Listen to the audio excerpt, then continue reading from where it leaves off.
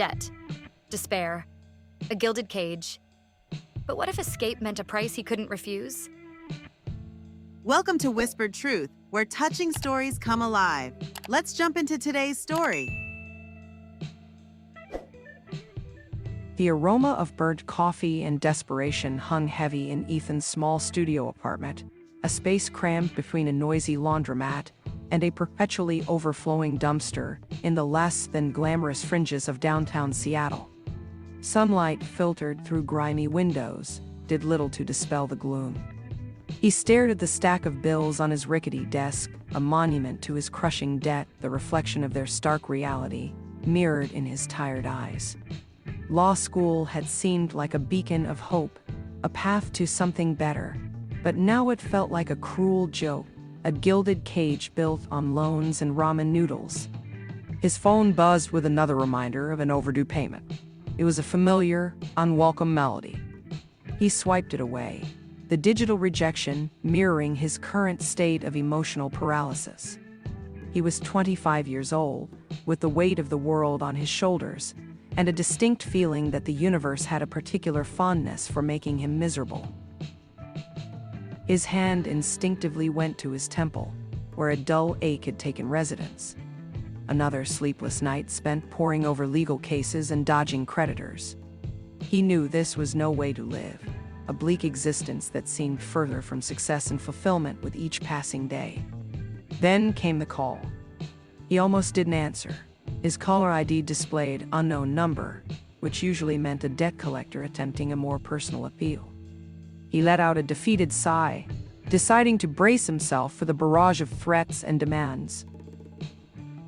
Ethan Jones, the voice on the other end of the line, was crisp, cultured, and strangely resonant, a stark contrast to the usual gruff tones that haunted his phone.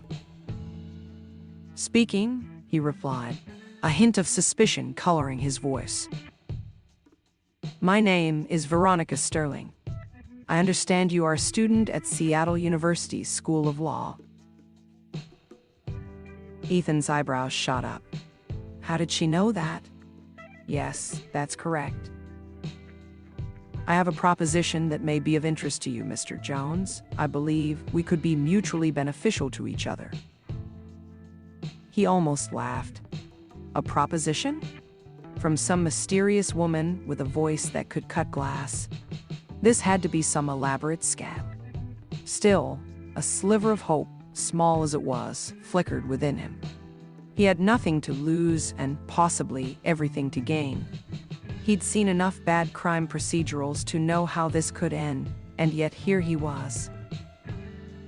"Okay," he said, his voice flat. "I'm listening." Veronica's proposition was, to put it mildly, bizarre. She wanted to marry him. Not for love, not for any of the conventional reasons. She was 71 years old, a wealthy recluse living in a palatial estate in the upscale neighborhood of Medina. She needed a companion, someone to manage her affairs, and according to her, he fit the bill. In return for his companionship and acting as an executor to her estate, she would pay off all his debts. A deal with the devil, he thought, but the devil seemed to have a very healthy bank account. "I understand it's unconventional," Veronica had said, her tone unwavering, "but I assure you it's a mutually beneficial arrangement." He spent the rest of the day wrestling with the sheer audacity of the offer. It was absurd, insane, and yet his debts were crippling him. The thought of being free from the suffocating weight of financial ruin was a temptation he could barely resist. He paced his small apartment, the faded posters of classic films mocking his current reality of legal documents and eviction notices. He called his best friend Mark, a perpetually sarcastic but fiercely loyal software engineer. "Dude, you're not going to believe this," he began, recounting the phone call and the utterly ridiculous proposal. Mark listened, punctuated by snorts of disbelief and the occasional, "Are you serious?" I know, it's completely bonkers," Ethan said, running a hand through his disheveled hair. "But Mark, I'm drowning. I can't see another way out of this mess."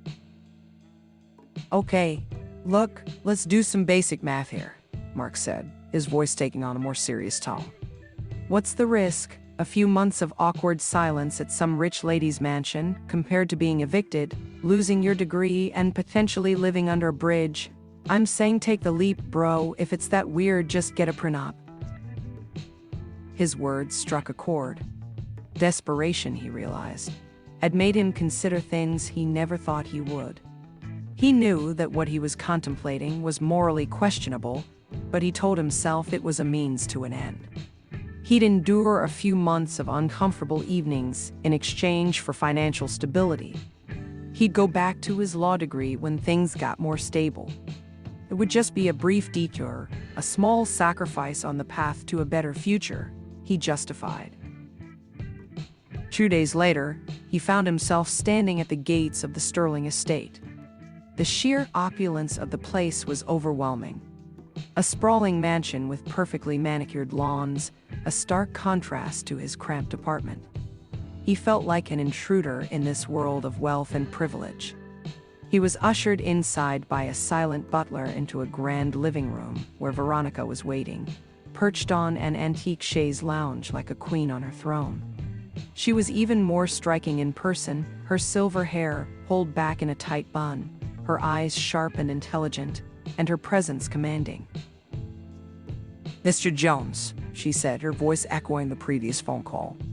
"I'm glad you decided to come." He tried to manage a smile.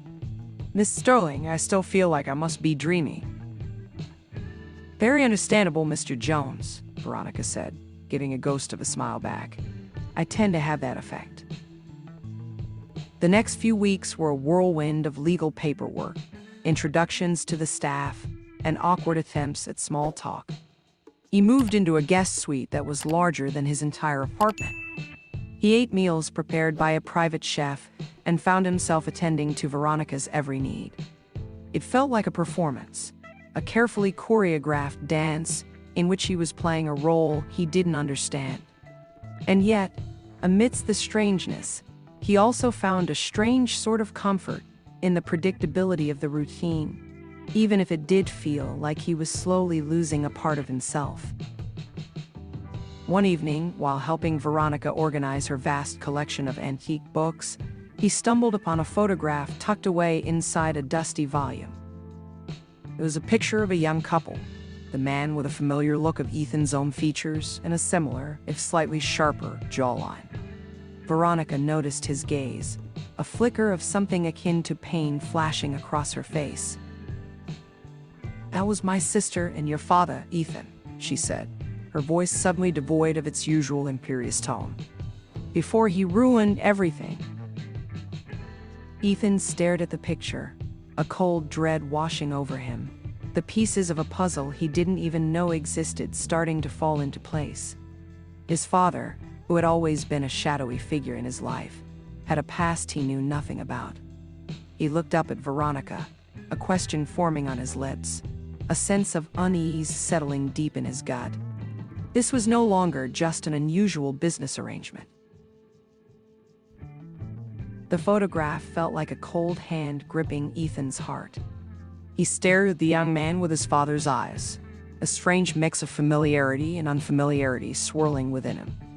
He'd always known so little about his father, a man who had been a ghost in his life, leaving only a trail of unanswered questions and a vague sense of abandonment. Now, here was a link to a past he never knew existed, a past that seemed to have a direct connection to Veronica, the woman he had so bizarrely married. "My father?" Ethan finally managed, his voice barely a whisper. "Well, what happened?" Veronica turned away, her gaze fixed on the window, where the setting sun cast long shadows across the manicured lawn. The imperious mask she usually wore seemed to crack, revealing a glimpse of vulnerability, of deep-seated pain. For a moment, she looked her age, the years of hurt etched into the lines around her eyes. He suddenly saw past the wealthy exterior to something deeper. "It was a long time ago," she said, her voice quiet, almost hesitant. "Before your father abandoned everything, including your mother, my sister Clara, had loved him. He was going to be family, until he wasn't." Ethan's mind raced. Clara, Veronica's sister, his father's love interest, a young couple in a picture that now felt like a prelude to tragedy. He had never heard of her. His mother had always been tight-lipped about his father, offering only vague details and a sense of bitterness that had never fully faded. Now it seemed that the bitterness was justified. It seemed that his father had more in his life than had ever been told. Wait! Sorry to interrupt you, but please subscribe to our channel Whispered Truth and reach the goal of 1,000 subscribers. Your subscribe and like helps us a lot. And comment your favorite part. Now let's get back to the story. What do you mean he ruined everything? He pressed, his curiosity battling with a growing sense of dread. Veronica turned back to him, her eyes now sharp, the vulnerability replaced by a familiar steely glint. He was involved in my father's business, she began, her voice hardening with each word. My father built an empire, a legacy that was supposed to last for generations. Your father, with his charm and his supposed loyalty, infiltrated our family. He stole money, secrets, and he ultimately brought down everything. Ethan felt a chill run down his spine. His father, a thief, a betrayer? It was a narrative so different from the one he had vaguely constructed in his mind. A narrative that didn't quite match the distant, almost forgotten man he remembered. He tried to reconcile the image of his father with the accusations Veronica was throwing at him, but it was like trying to fit puzzle pieces from different sets. But why would he do that? He asked, his voice laced with confusion and a growing sense of betrayal. Greed, Mr. Jones, Veronica said, her voice dripping with contempt. The same disease that infects so many men, he saw an opportunity, and he took it without any regard for the damage he caused. He left my father bankrupt, my sister heartbroken, and my family in ruins. The room felt suddenly smaller, the air thick with unspoken words and buried resentments. Ethan felt like he had stumbled into the middle of a play he didn't understand, where the characters were all connected by a web of secrets and lies. He looked at Veronica, her eyes burning with a fire he had never seen before, a fire fueled by a past he was only now beginning to understand. This was not just about a marriage of convenience, he realized. This was something much bigger, something darker. And this marriage? Ethan asked, his voice barely a whisper. Is this part of some plan? Some kind of revenge? Veronica paused for a long moment, her gaze locking with his. The silence hung heavy between them, filled with the weight of unspoken truths. Finally, she spoke, her voice calm, but with an undercurrent of menace. Let's just say, Mr. Jones, that the past has a way of catching up to people, and some debts, like those owed by your father, must be repaid. The implication hung in the air, a suffocating truth that made the opulent surroundings feel like a gilded cage. Ethan suddenly felt like a pawn in some twisted game, a tool in Veronica's carefully crafted plan. He was no longer just a law student trying to escape debt. He was a link to a past he couldn't escape, a past that threatened to consume him. He spent the next few days in a state of unease, his mind reeling with the new information. He tried to maintain a semblance of normalcy, going through the motions of their daily routine, but he couldn't shake the feeling that he was being watched, that every interaction with Veronica was laced with hidden agendas. He started to observe her more closely, scrutinizing her words, her gestures, trying to decipher the true meaning behind her actions. One evening, while ostensibly reviewing Veronica's legal documents, he stumbled upon a series of transactions that raised his suspicions. Large sums of money were being transferred to offshore accounts under different names. It looked like a sophisticated money laundering operation. His legal instincts, dormant for so long under the weight of his debts, suddenly ignited. He began to suspect that Veronica's wealth was not as clean as she presented. The money she was using was not just the money from her family's legacy, it was a continued flow of dirty money. He made digital copies of the transactions and hid them on a small encrypted hard drive, a relic from his law school days, not sure what he intended to do with them, but knowing that they could be his only leverage. He knew he had to find out more, to understand the depth of Veronica's plans and his own role in them. He decided to start digging into his own family history, to find out if what Veronica said about his father was true, to understand why this woman had taken such an interest in him. He knew the answers were out there somewhere, and he intended to unearth them. He discreetly contacted his mother, a conversation that felt strangely stilted and distant. She was initially reluctant to talk about his father, her voice laced with a familiar bitterness, but when Ethan pressed her, she finally relented, sharing a few fragmented memories, stories that didn't quite match Veronica's version of events. His mother spoke of a man who was ambitious, yes, but not cruel. He was someone who got caught up in something he couldn't control, a man who was ultimately consumed by the ruthless world of business. Ethan felt torn between Veronica's cold, calculated version of events and his mother's somewhat more sympathetic portrayal. Could both be true? Could his father have been both a victim and a perpetrator? And more importantly, where did that leave him? He knew that Veronica's marriage proposal was not a random act. She had clearly known who he was and what his connection to his father was. He was a pawn, a means to an end, and the more he understood about her past, the more he began to understand the dangerous game he was now playing, a game where the stakes were much higher than just his financial freedom. One night he found a small, worn diary hidden amongst her things. He scanned through it, page after page of anger, rage, hatred, and plotting. A plan years in the making. He felt sick to his stomach. This was a game she was not going to lose. As he sat in the opulent study, the silence broken only by the tick-tock of an antique clock, he realized he was trapped. He had entered a gilded cage, a world of wealth and privilege that was slowly suffocating him. And he knew, with a growing sense of certainty, that he needed to find a way to escape, even if it meant confronting the woman who had so easily ensnared him. He had married her, sure, but he was starting to get the idea that his marriage was not like most, that it was built on a foundation of lies, hidden agendas, and a hunger for revenge that stretched back decades. He was just starting to understand that he was not just a passenger in this story, he was the main character.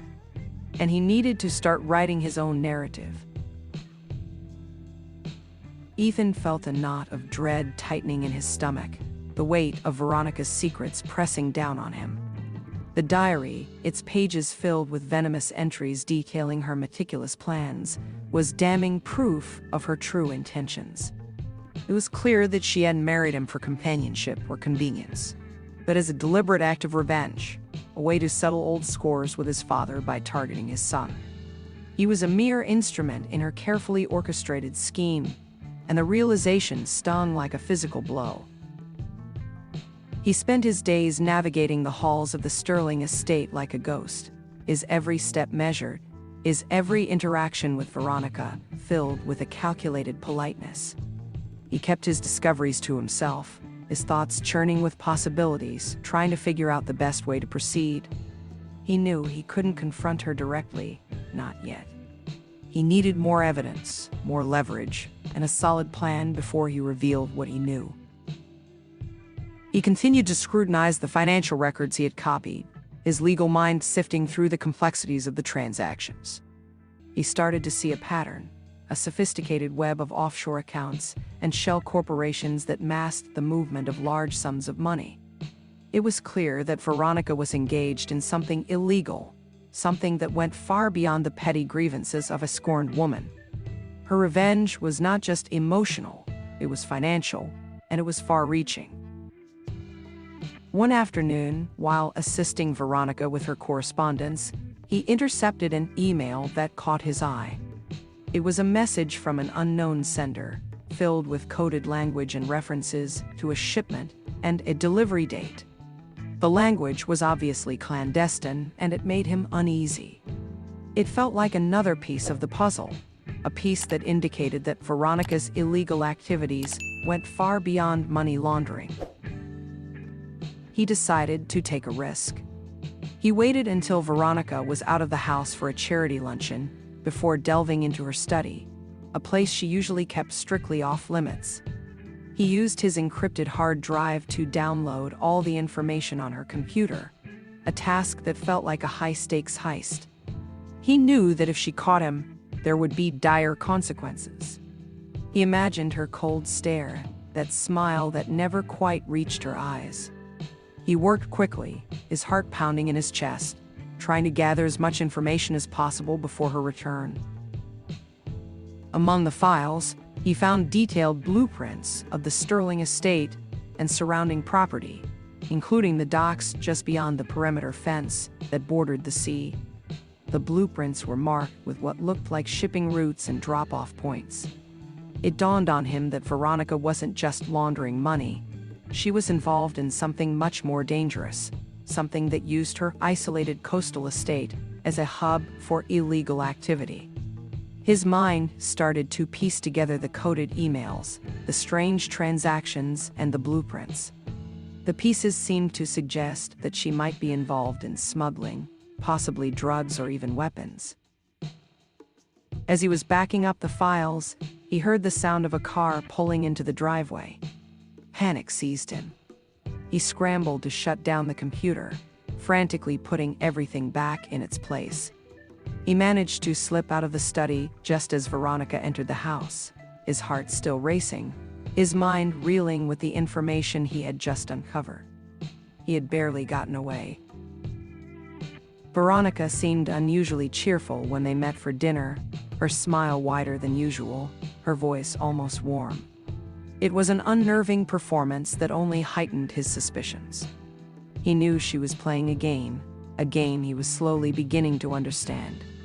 He decided to play along, to act as if nothing had changed, to maintain the facade of the dutiful husband, all the while his mind raced with plans and possibilities.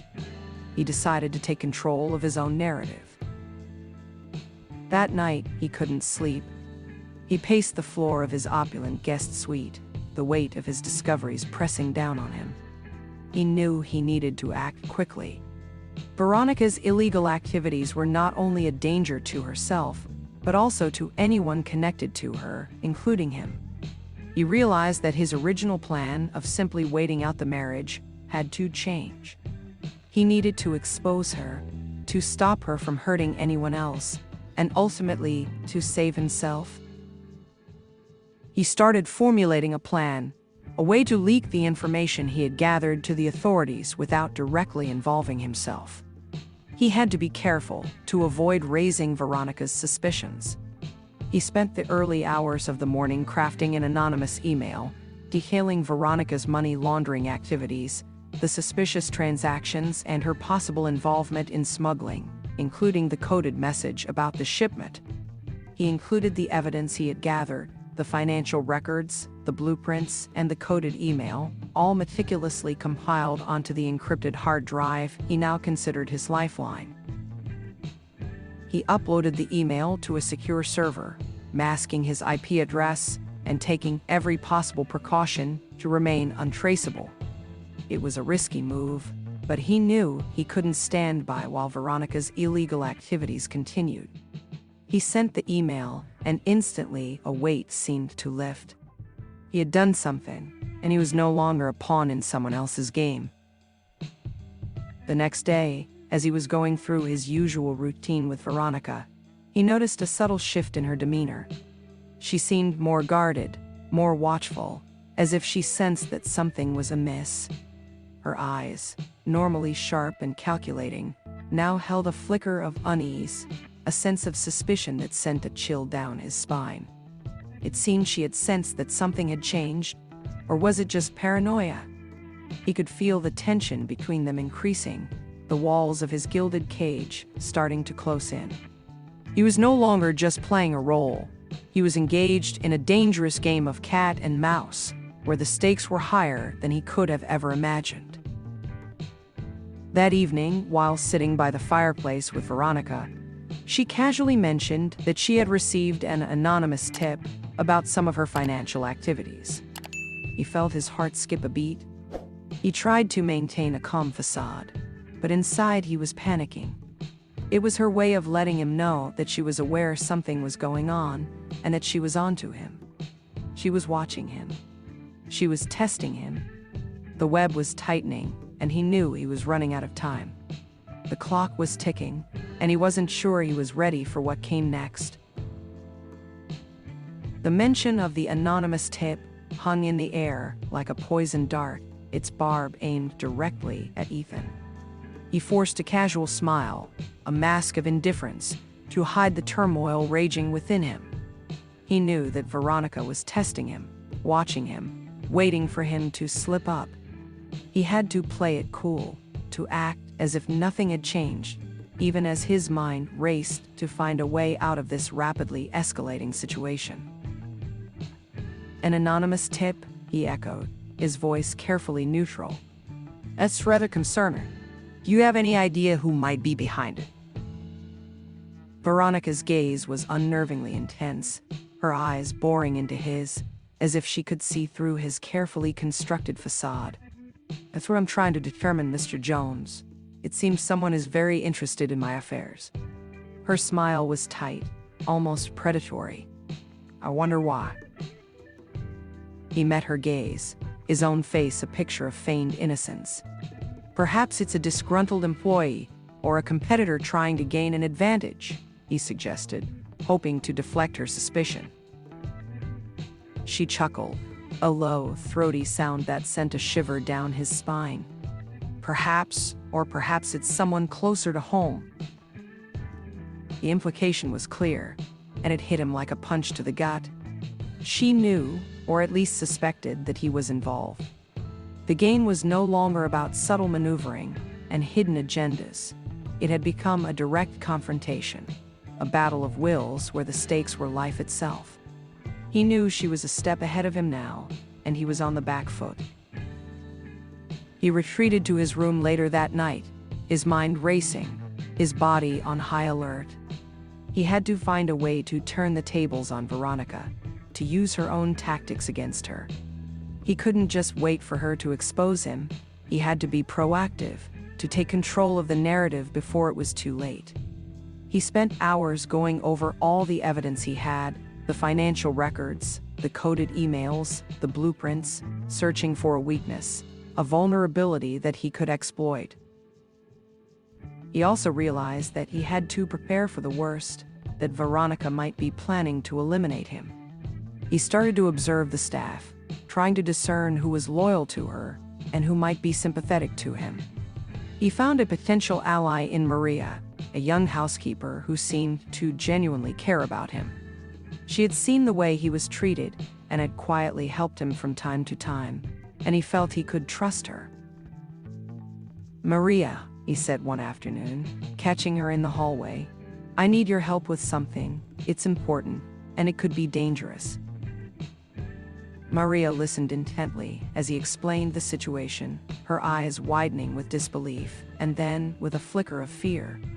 She was clearly hesitant, but she also seemed to have an innate sense of justice, a willingness to help someone who was being wronged. After a moment, she nodded, her face resolute. "I'll help you, Mr. Jones." With Maria's help, Ethan managed to get access to Veronica's personal safe, a heavily fortified steel box hidden behind a painting in her bedroom. He knew it was risky, but he also knew it was his best chance to find more evidence and perhaps a way out.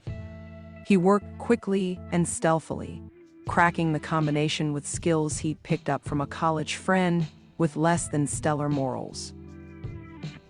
Inside the safe, he found a hidden compartment containing a passport with a different name, a series of coded ledgers, and a small silver pistol. It was all the evidence he needed. Veronica was not just a wealthy recluse. She was a criminal mastermind, a dangerous woman who had meticulously built a life of deceit and manipulation. He also found a small, worn photograph of Clara and his father, but on the back was a handwritten note from Clara talking about her suspicions of Veronica. She had been murdered. He felt his stomach churn. This wasn't just about revenge. This was about killing. The discovery sent a jolt of adrenaline through him. He had everything he needed to expose her, to bring down her criminal empire. But he also knew that he had to be careful, that Veronica was a dangerous adversary who would not hesitate to use violence to protect herself. He replaced everything exactly as he found it, and left the room, his mind now focusing on how he was going to play his hand. That evening, during dinner, Veronica seemed unusually quiet, her eyes darting around the room as if she was searching for something. He could feel her suspicion growing, and he knew it was only a matter of time before she made her move. He had to act first. As they were finishing their meal, he decided to call her out. "Veronica," he said, his voice calm but firm. "I know about your plans. I know about the money laundering, the smuggling, and the truth about Clara. I know everything." Veronica's eyes widened, her face contorting with a mixture of shock and rage. She stood up abruptly, her chair crashing to the floor. How did you find out?" she hissed, her voice trembling with fury. "It doesn't matter," he said, his own voice devoid of fear. "What matters is that your game is over. The authorities have all the evidence they need." She laughed, a harsh, mocking sound. "You think you can stop me, Mr. Jones? You think you've outsmarted me? You're just a pawn in my game, and you always have been." "You were never after my father, were you?" he said. "You wanted me." "You're wrong, Ethan." "Oh, am I? Your sister suspected you all along, didn't she? And you killed her for it." Her face was filled with pure anger. He could see the rage, a red hue that felt like a physical heat. She turned to the butler, and her rage was gone, now replaced by ice. "Get Mr. Jones from his room." She turned to Ethan. "I was so looking forward to this part." Two large men dragged him from the room and locked him in the guest suite. He was trapped, with Veronica now fully aware of what he had done.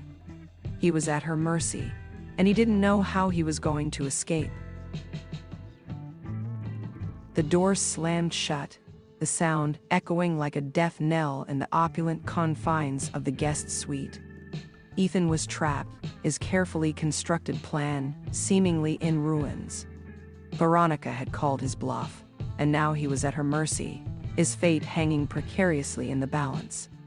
He knew she wouldn't hesitate to silence him, and he felt a surge of adrenaline coursing through his veins. He wasn't going down without a fight.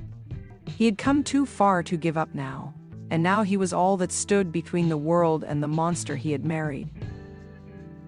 He began to frantically search his room for anything that could help him. He had to buy himself some time, to find a way to signal for help, to let the authorities know he was in danger. He ripped the bedding off the mattress, searching for a hidden weapon or communication device. He disassembled the lamp, hoping to find a wire he could use to pick the lock. His mind raced with possibilities, every action fueled by a desperate need to survive. He felt like he was back in those sleepless nights in his tiny apartment, desperate and looking for a lifeline. As he tore apart the room, he found a small, old-fashioned radio tucked away in a drawer.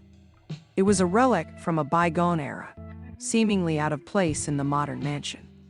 He frantically began tuning the dial, hoping to find a channel that could connect him to the outside world. He wasn't even sure it would work, but he had nothing to lose. His fingers flew over the dial. He was searching for anything, desperate for help. After what felt like an eternity, he found a crackling signal. It was a local police band, a lifeline in the silence. He spoke quickly, his voice barely above a whisper, relaying his location, Veronica's activities, and the danger he was in. He knew it was a long shot, but he had to try. His hope was almost gone, the adrenaline now starting to wane. He had given up on himself many times before. He had to try and survive this.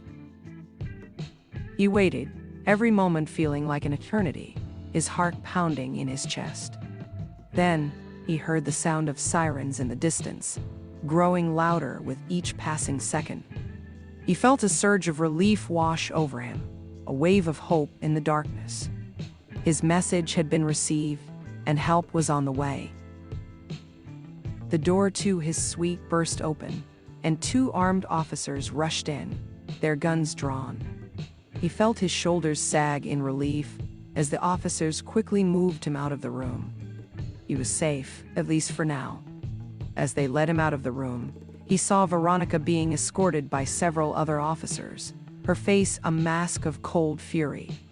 She glared at him, her eyes filled with a hatred that sent a shiver down his spine. The game was over, and he had won.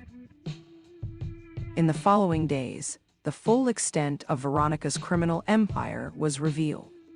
The offshore accounts, the smuggling operations, the connections to organized crime, it all came crashing down around her.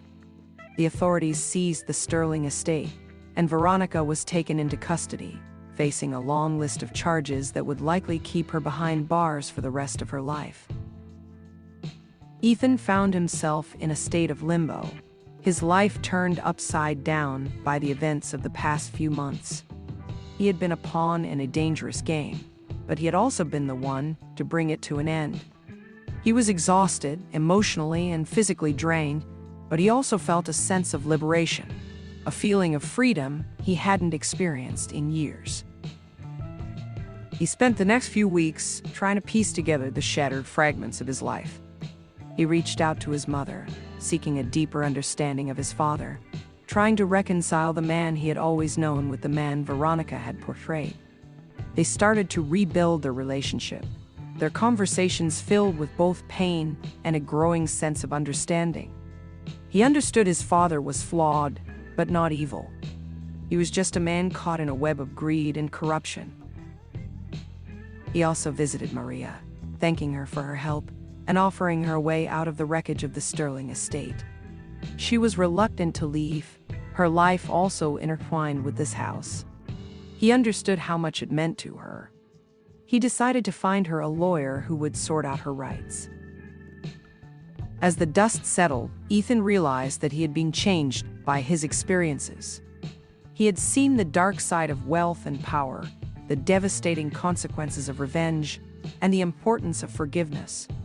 He knew he couldn't erase the past, but he could learn from it. He could use his experiences to build a better future. He felt that what he had done had freed him, and now he could pursue his law degree. He had found his purpose and had a renewed focus. He decided to return to law school, his perspective transformed by his experiences. He was no longer the desperate student seeking a way out of debt. He was a man who had seen the world from a different angle, a man who understood the complexities of the legal system and the importance of justice. He was no longer running from anything, but towards something. He had finally found his footing. He visited Veronica in prison, a calculated move, a final confrontation. He found her diminished, her imperious demeanor replaced by a defeated wariness. He wanted to understand why she had done what she had, why she had sought such a twisted form of revenge. He wanted closure. "Why, Veronica?" he asked, his voice devoid of anger or bitterness. "Why did you do all of this?" She looked at him, her eyes filled with a mixture of hatred and regret. "Because I hated him, your father. I wanted him to hurt like he hurt us. And because you were his son, that made you part of that pain. But I was wrong, wasn't I? I am not in control anymore. My plan was a failure." "You're right," Ethan said, "and I forgive you." "Don't." Ethan didn't respond to her protest. He knew he had to move on, to embrace the future, to leave the darkness behind. He realized that forgiveness was not just for others, but also for himself. It was the only way to break free from the chains of the past. He was done with her, done with the games.